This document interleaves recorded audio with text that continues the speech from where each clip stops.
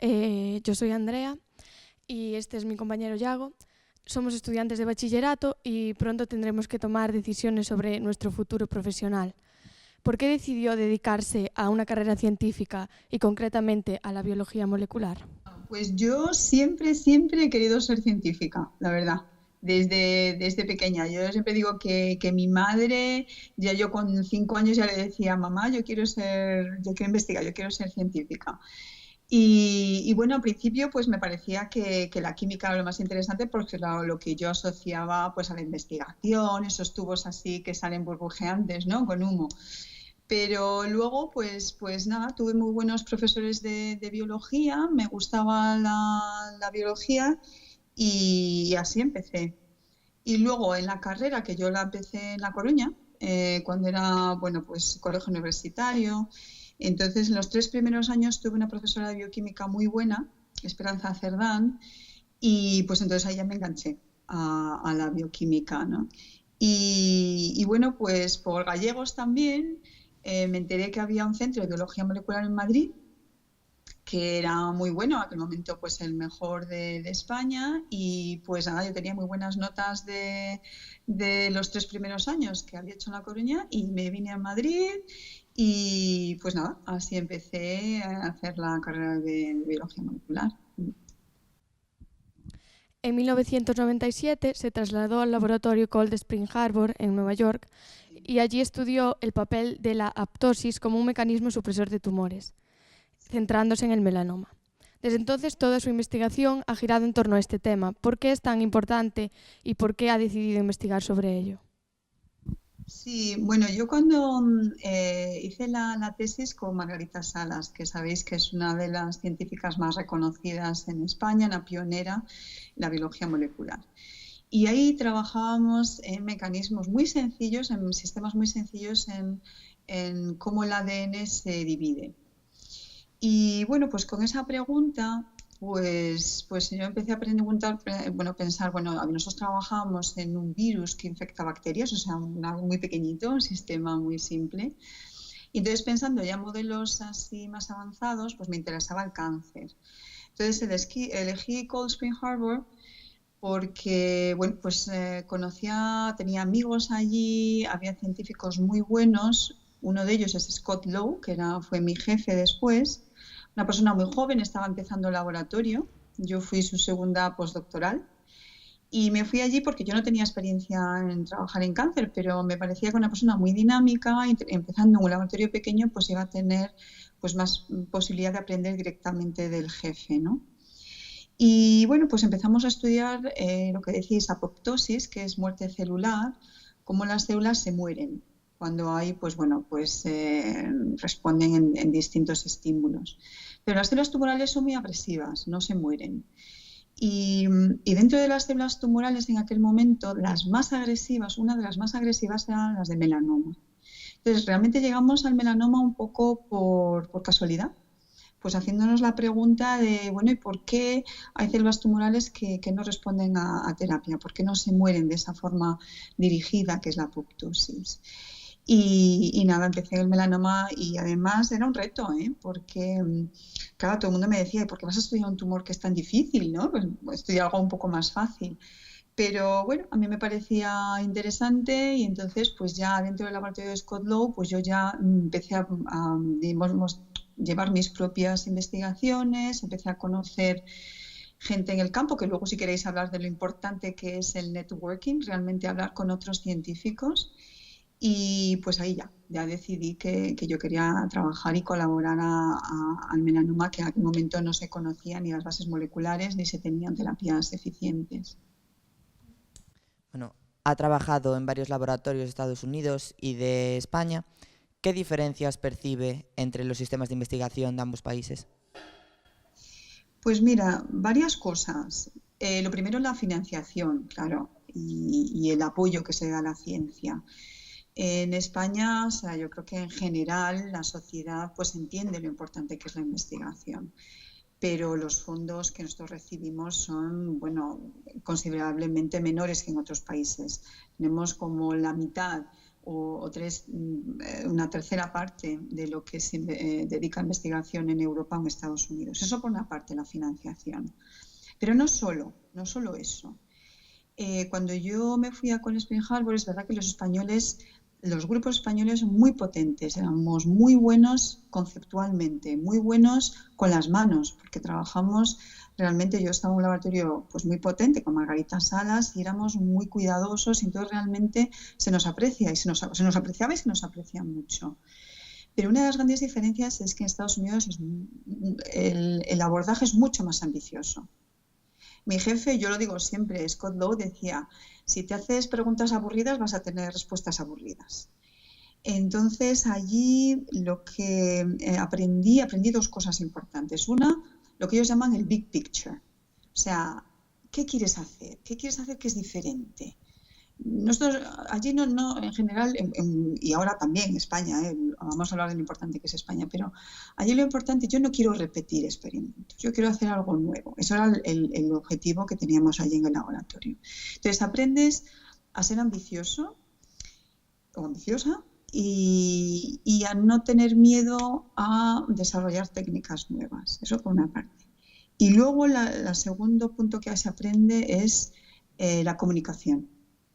Los americanos en general son muy buenos en presentar los resultados, en convencer al público, en convencer a otros compañeros de profesión, convencer a revisores de las publicaciones. Entonces ahí aprendí también lo importante que es no solo lo que haces, sino cómo lo presentas. Bueno, después volvió a España y desde 2008 lidera el grupo de melanoma en el CNIO.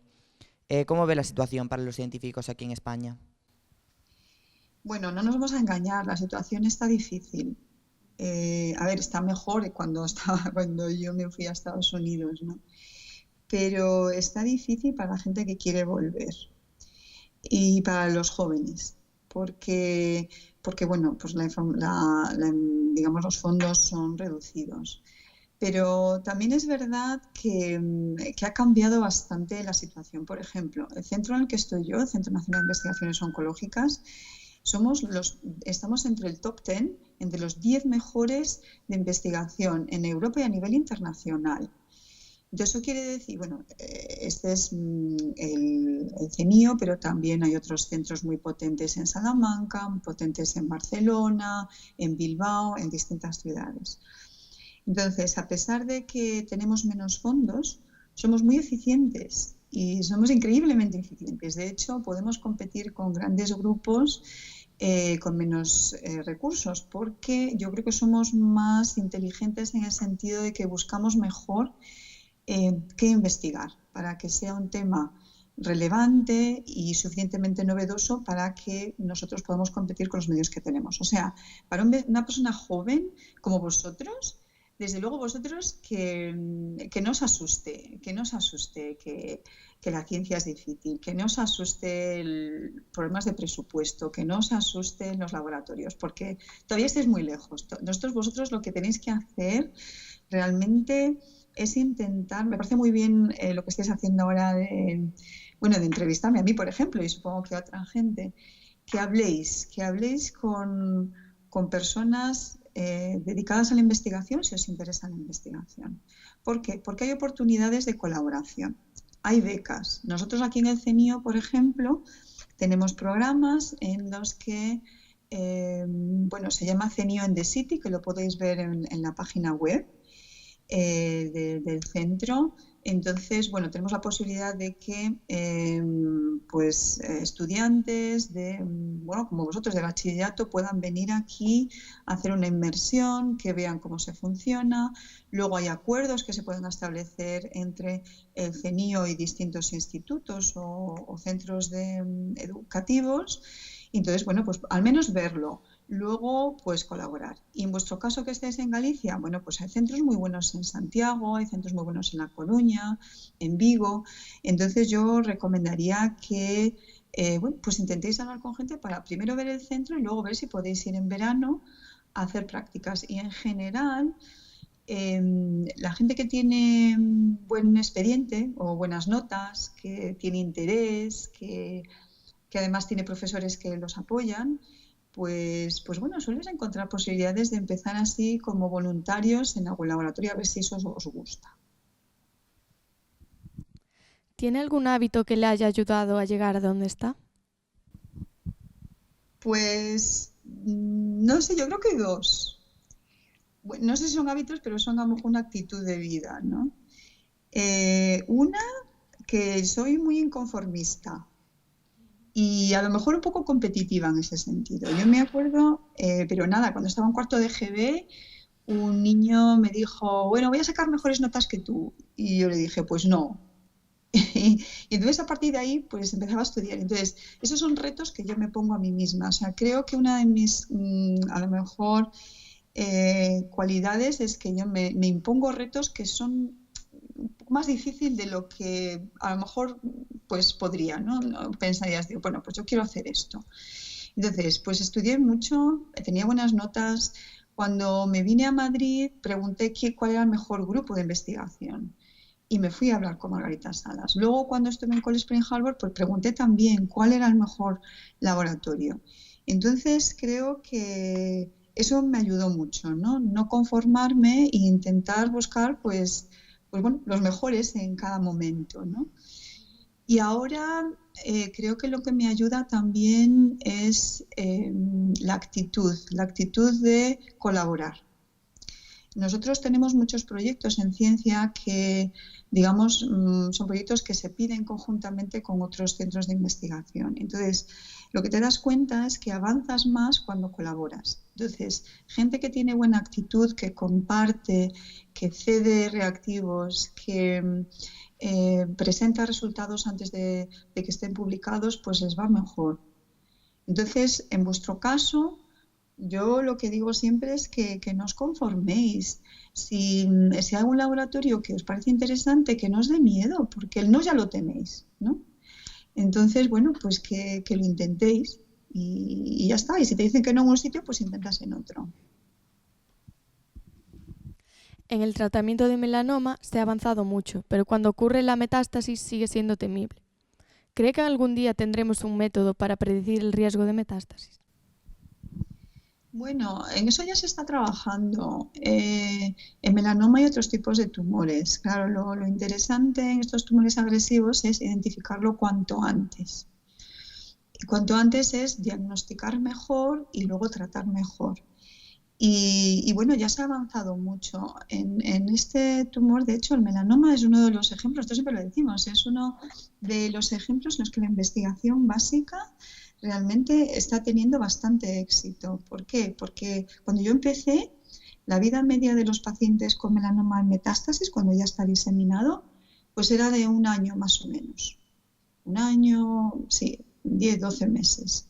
Ahora, y solo respondían pues el 15-20% de los pacientes. Ahora hay ensayos clínicos en los que están respondiendo entre el 60 y el 70% de los pacientes con metástasis. Y se están haciendo estudios para prevenir las metástasis. O sea que curar es una palabra muy, como muy redonda. Curar es difícil, pero al menos extender la vida media y que el paciente viva mejor, eso se está consiguiendo ya en melanoma, en mama, en pulmón, en vejiga, queda páncreas, pero bueno, se está avanzando también mucho. Su grupo de investigación se encarga de pasar investigaciones y descubrimientos a las clínicas. ¿Qué sensaciones tiene cuando ve el resultado de ese trabajo aplicado en la práctica real en un paciente? Pues mira, eso es una de las grandes satisfacciones en mi vida. A mí me gusta mucho la investigación y disfruto mucho cuando tenemos resultados y estoy muy orgullosa de trabajos que hemos publicado de investigación básica e investigación también así aplicada. Pero la primera vez que se presentó en público, y no lo presenté yo, fueron clínicos, presentaron el resultado de una paciente, era un TAC, una paciente, entonces se veían las metástasis antes y después del tratamiento con un compuesto que es de una compañía, una biotech, BioNCotech Therapeutics, una compañía que yo cofundé. O sea, yo ya no estoy implicada en los ensayos clínicos porque eso requiere una, bueno, digamos, experiencia específica y son médicos lo que hacen los ensayos en pacientes. Pero ver que un resultado de mi grupo dio lugar a un compuesto que luego una compañía desarrolló y mejoró y está probando en pacientes, los pacientes están respondiendo, pues realmente es una gran satisfacción porque no ocurre muy a menudo y porque se tarda mucho y con un equipo muy grande de gente, ¿no? Hace poco se celebró el Día de la Mujer. ¿Ha sufrido usted algún tipo de discriminación a nivel profesional y cree que mejorará la situación para las científicas en los próximos años? Sí, esta pregunta me la hacen mucho porque además yo coordino el grupo ASEICA Mujer. ASEICA es la Asociación Española de Investigación contra el Cáncer y dentro del grupo ASEICA Mujer pues tenemos muchas actividades para visibilizar a la mujer, el talento femenino, para apoyar el liderazgo. Entonces muchas veces me preguntan que si a mí personalmente me han discriminado. Entonces yo siempre digo que no. O sea, discriminación en sí, no. Yo no creo que haya avanzado más o menos por ser mujer. Pero porque también he trabajado mucho. Porque yo tenía un currículum muy bueno cuando estudiaba, porque tenía buenas publicaciones en la tesis, porque luego durante el postdoctoral trabajé mucho, ahora trabajamos mucho. Entonces, digamos que no he dado opción. Eso también es verdad. Pero lo que sí he pasado, y bueno, continuamente, son, digamos, comportamientos paternalistas o actitudes así que demuestran así, yo qué sé, sesgos, ¿no? Y prejuicios. Y eso nos pasa a las científicas continuamente, ¿eh? O sea, que no que me discrimine, pero sí que te tratan diferente por ser hombre y por ser mujer. Lo que pasa que bueno, se está mejorando mucho. Las mujeres somos cada vez más vocales, participamos más, se nos llama más. Es impensable ahora que, por ejemplo, en un congreso que no haya un equilibrio de ponentes mujeres, masculinos y femeninos. Estamos en muchos comités, de hecho estamos más en comités casi que los hombres. Entonces es una cuestión de tiempo, es una cuestión de educación.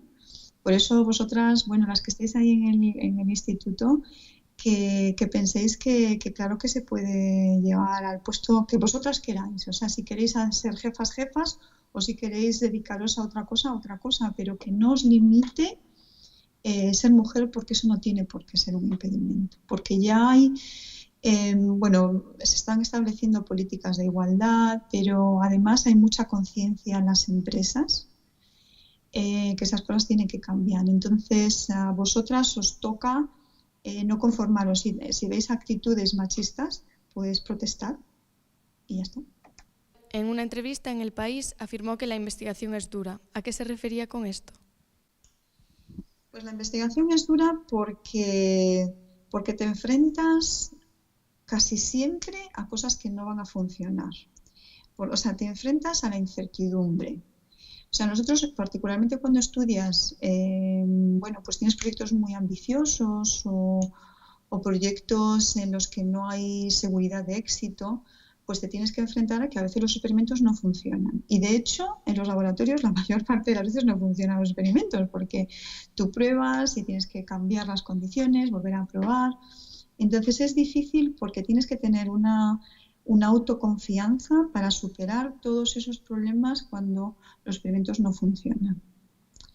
Y eso ahí depende mucho, claro, el jefe o la jefa que uno tenga, porque un buen jefe lo que hace es que limita, reduce, digamos, todos esos procesos de que las cosas no funcionen, ¿no? Y te lleva por un mejor camino, tiene mejores, yo qué sé, medios.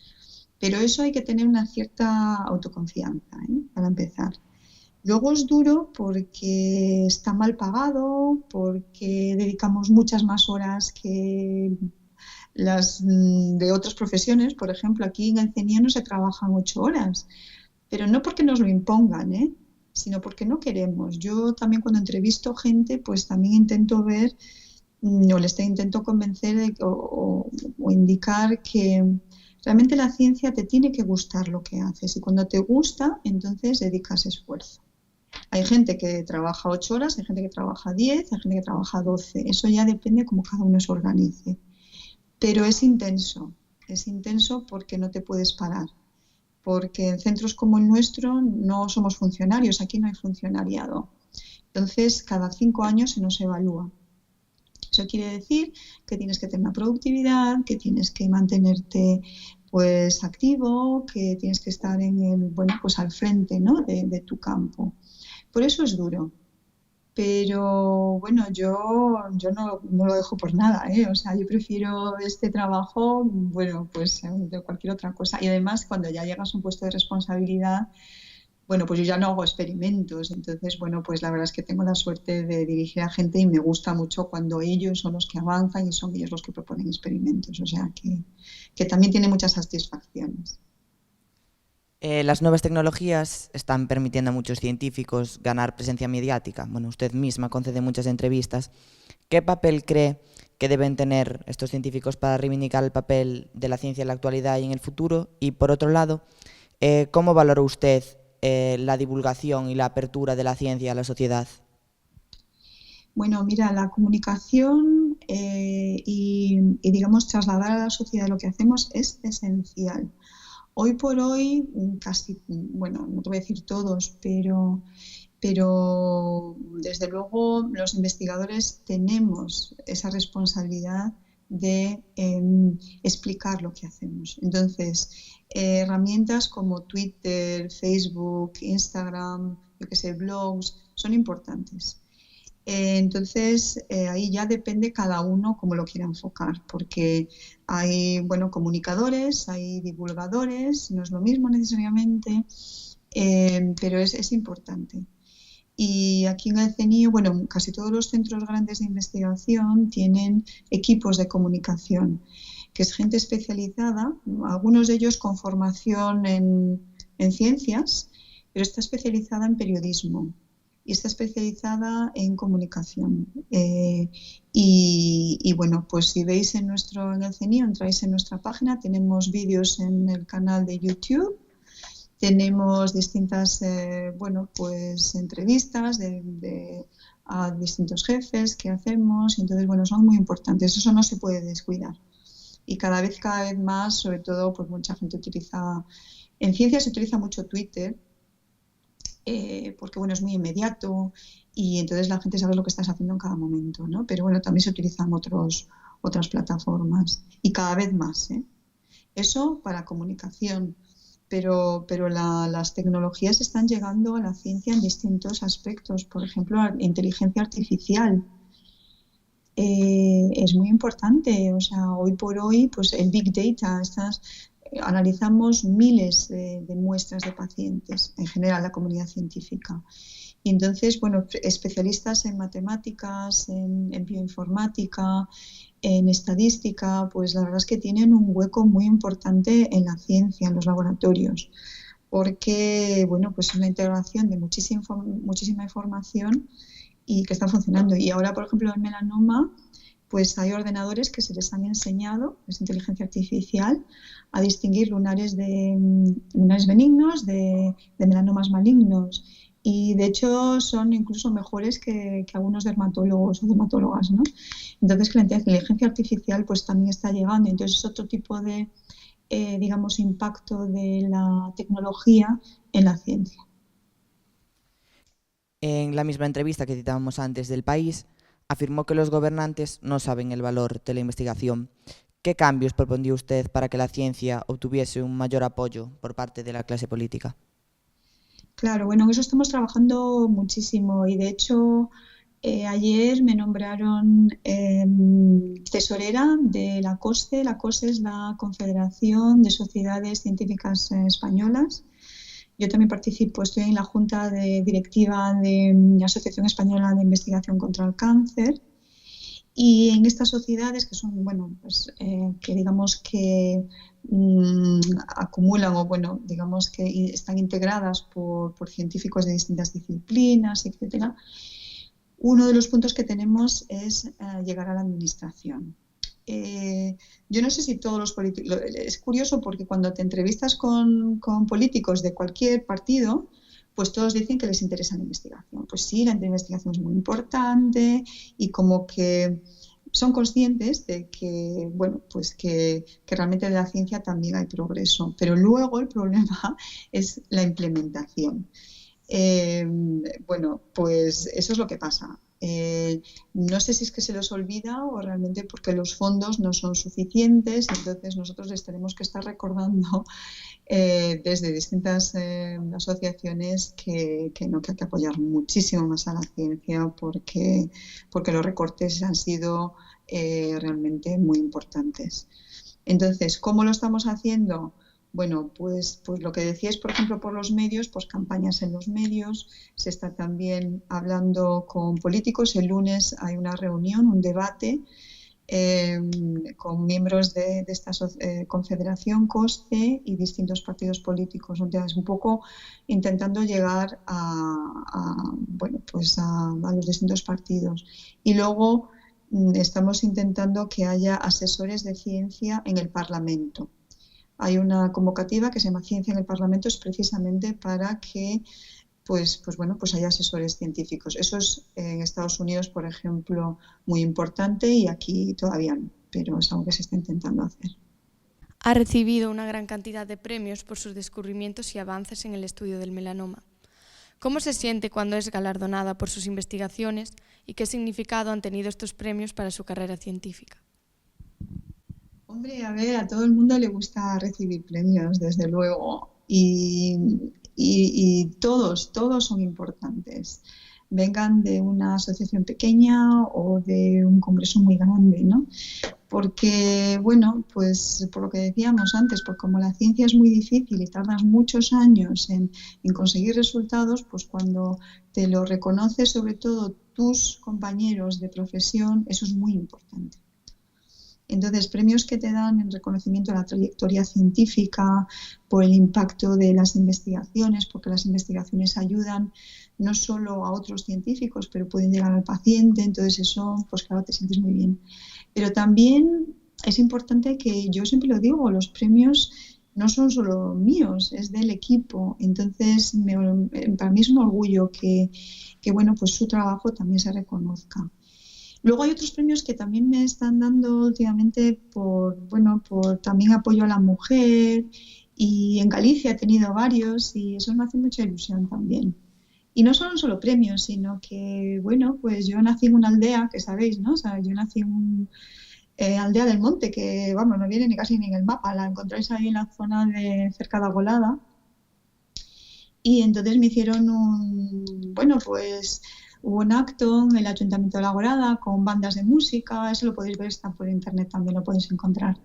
Y me hizo mucha ilusión porque eran estudiantes como vosotros, de vuestra edad más o menos, y nada, pues tenían una banda de música, entonces hubo música antes y me dieron una placa que se puso en el pasillo, tenían un pasillo de la ciencia, entonces eso también me hace mucha ilusión, o sea que los premios no necesariamente todos te hacen ilusión, por una razón o por otra, ¿no?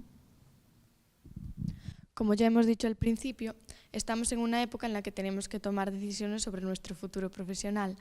Entonces, ¿qué le diría a los jóvenes y especialmente a las mujeres para incentivar la vocación científica? Pues mira, yo lo que os decía antes, yo lo que creo es que, bueno, primero tenéis que pensar un poquito, bueno, a vosotros, ¿qué os gusta? ¿No?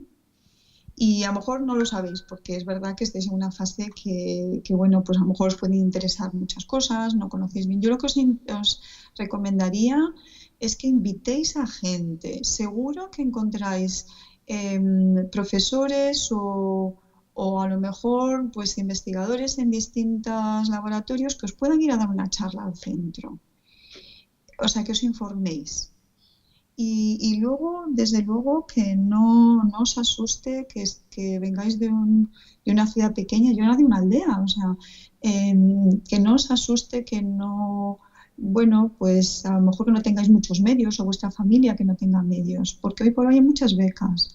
Lo que sí que yo recomendaría, desde luego, es que no os quedéis quietos. Entonces, hay, por ejemplo, programas Erasmus, cuando ya se empieza a hacer, cuando se hace la carrera, y entonces, bueno, pues con esos programas Erasmus, pues uno puede ir fuera.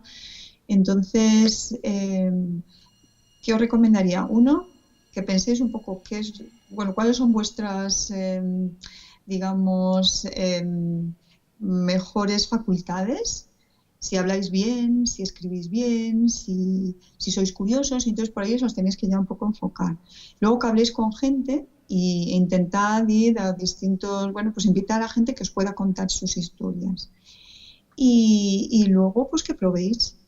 Estáis en una fase muy inicial y entonces, bueno, pues hay todavía muchas cosas que hacer. Luego ya, ¿qué estudiar? Pues eso ya cada uno, pues depende, ¿no? Pero luego cuando empecéis a estudiar, no os quedéis quietos, ¿eh? Es muy importante que el currículum lo vayáis construyendo desde el principio. El currículum, o sea, no es solo lo que estudiáis en clase, eso no os va a llegar.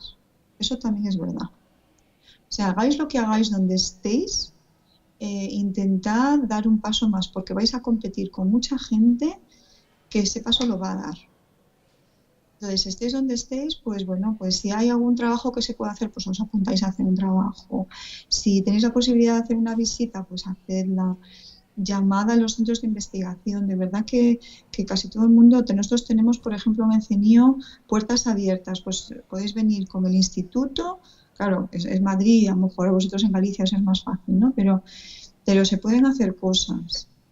Y ya la profesión de cada uno, pues eso, claro, ahí sí que no os puedo ayudar, eso tenéis que decidir vosotros.